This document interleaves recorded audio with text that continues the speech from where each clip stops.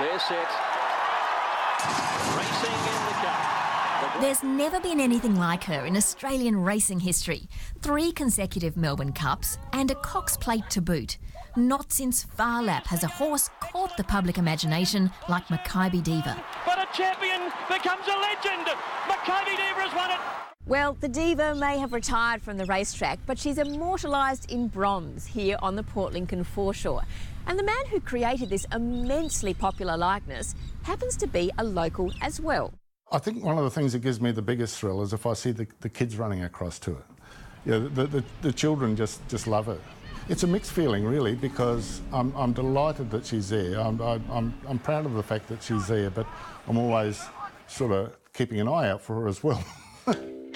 Ken Martin is anything but a diva himself. While he may immortalise the fabled and famous, this unassuming artist works out of a simple studio in the back streets of Port Lincoln and is one of the friendliest, most down-to-earth blokes you could hope to meet. His work, however, has a much higher profile. Front and centre of the South Gate at Adelaide Oval is soaring all-rounder and triple Magarey medalist Barry Robran. His aerial skills was such a mark of his game that was essential.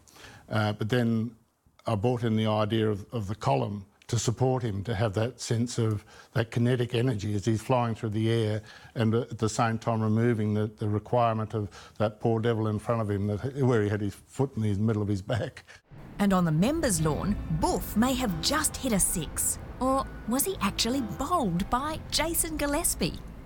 Ken likes to meet his subjects to understand their motivation as well as their motion. One of the wonderful things with sport and sports sculptures, you can bring in elements, a lot of sculptural elements. Like with Jason Gillespie, was just a lovely man, quiet, gentle sort of fellow, but the aggression that he brought to fast bowling was quite amazing. And just chatting to him about that and how he didn't have a toenail for years, hitting the ground so hard and all those sorts of things. And so when you come to do the piece, you know to take that little bit out of the toe of the shoe that he used to cut out to relieve the pressure, or the callus on his finger that he used to turn the ball with.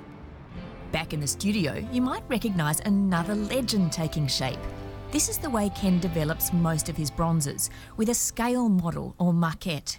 The beauty of doing a maquette like this is that you, when it comes to the larger work, if I've sorted out all of the angles of his leg and just, because Mark had a particularly distinctive kicking style.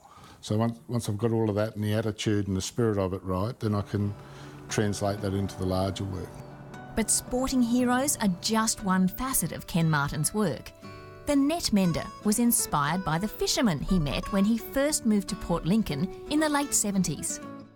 The man who sat for it, Jack Davies, was a prawn skipper, and he was able to tell me about the net mending, how to stretch the net, why he was barefooted rather than using shoes, because it gave him more sensitivity in stringing the net. And the animal kingdom is a source of constant inspiration, from the noble gaze of a federal frontliner to a frozen moment of untamed danger. Initially I had him snarling at perhaps another dingo, or I did have in mind a wild cat, and I just wanted that attitude of snarling, because often a lot of our creatures are looked at in a very passive sort of way and cute and cuddly way, but they have these strong personalities as well. But Ken also likes to move between absolute realism and something more interpretive.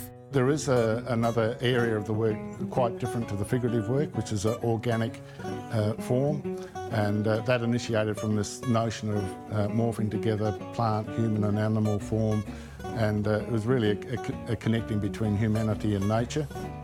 With a successful career spanning 4 decades and 3 media, wood, stone and bronze, you could forgive Ken for wanting to take a well-earned break or move on to new pastures. But he says a spot by the sea and a simple shed is the perfect place to keep doing what he loves. It's an ongoing learning process, and I love that. There is no sense of retirement or anything. It is my life. That's what I live for.